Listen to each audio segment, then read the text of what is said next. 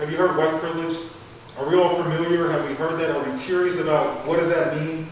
Is it real? Did Taylor just make that up? Have you guys heard white privilege before?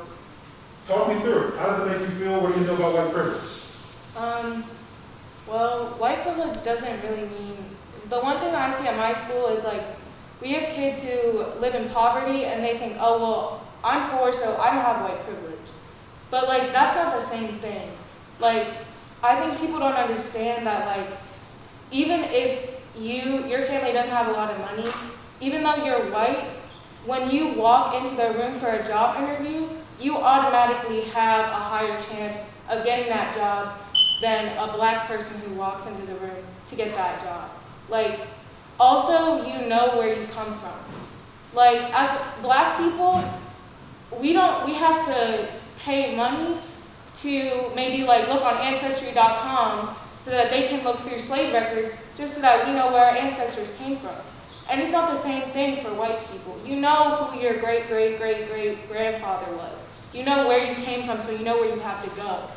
That's not the same thing for black people. Man, tell me your name again. Maya.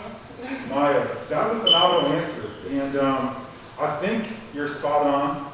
And a lot of what you're talking about really leads into some definitions we're going to go over where we have to look at things from a systemic level.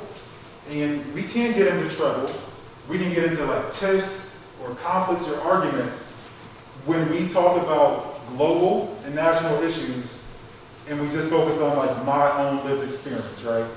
But when you begin to zoom out, and I call it like the balcony view, and you start to look at groups of people, then you can see how certain groups can be marginalized from like a design and systemic way.